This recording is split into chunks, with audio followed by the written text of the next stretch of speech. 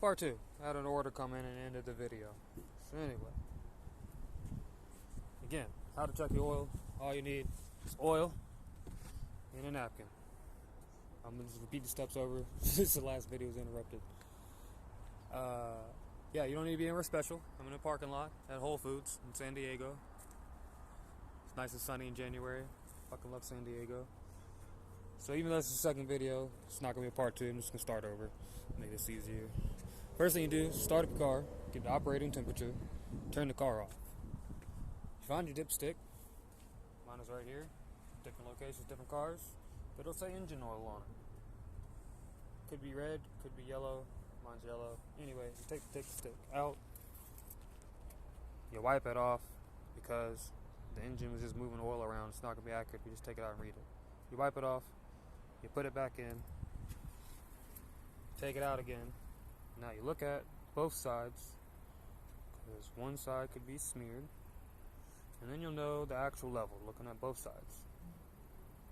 Right? Mine's about a quarter short full. Now where I was for my video cut out because I had a delivery order come in, which I definitely accepted. Most important part I'm about to tell you, listen very clearly. Do not put too much oil in your car, because then you have too much engine pressure, it'll blow the seals, you have a major oil leak. You don't want that. If you do put too much oil in the car, go underneath the car before you started to drive it. Look for the oil pan, remove the bolt. Preferably do not let all the oil out. It's not necessary. Just a little bit. Put the oil pan nut back in. The oil is probably going to be hot, so you want to wear protective gear like gloves, long sleeve shirt, something that you don't care about, just in case, so you don't burn your skin. Usually it's not that hot that you actually like scald and burn your skin, but it'd be uncomfortable. Kind of like maybe hot coffee. Anyway, just enough that your engine doesn't have too much oil. Just let a little bit at a time. But the best thing you do is just pour a little bit in at a time. Be patient to go through all these steps repeatedly. Because after you pour a little bit of oil in, which I'm about to do, put the cap back on. Because if you leave it off and you start your engine, you're going to have a mess. You're going to have oil splattered everywhere you got to clean up. You should clean up.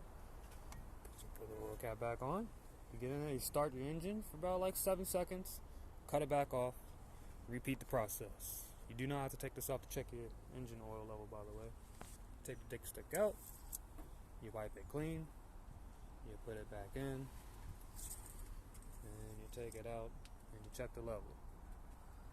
And you do that as many times as you got to until it's just below full. It doesn't need to be right on the mark. Just below full.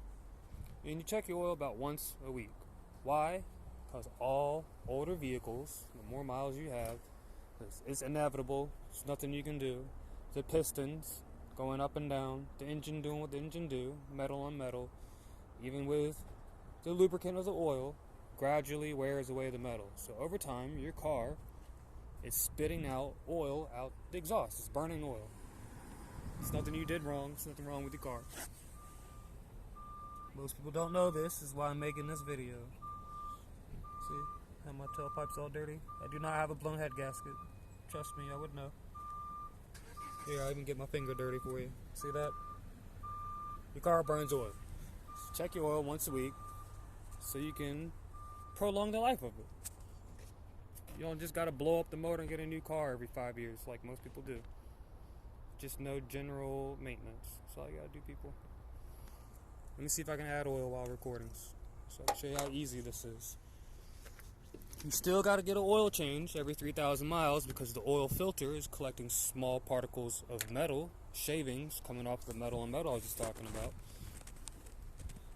And you don't want that going through the engine. But you still got to top off your engine once a week because you will eventually be riding around with insufficient amount of oil and you not even know it between oil changes. All right, let's see how easy this is. Add a little bit of oil. Video. That's it. I know it needs more, but I'm just being cautious for the sake of this video. Pour a little bit. Eventually you'll know your car well enough you know exactly how much to pour in. By looking at the dipstick, you just know. And again, you don't need a funnel when you get really good.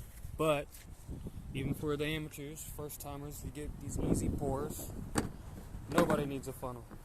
But a funnel's only like $1. Not a big deal. See? Now, all my friends who I showed this video to, you know you can check your own oil. You don't need a mechanic. You don't need to get an oil change. It's not expensive. Just build the habit once a week on your day off. Checking your oil level and your coolant level. Here's my coolant. Because if either one's too low, you're going to blow a head gasket, which is essentially blowing up your engine. You got to replace it. Basically. If you're traveling, I have learned, if you're going 85 plus for 3 hours at a time, you got to check both of these things every 3 hours, not once a week. Yeah. It's a lot of wear, and a lot of heat. Everything goes up once you go over 60 miles an hour. Your gas is burning more, your oil is burning more, your coolant's burning more. So if you're going 85 for 3 hours, you should stop. Stretch your legs, but also check your fluid. Alright, that's it. Now you know how to check your oil.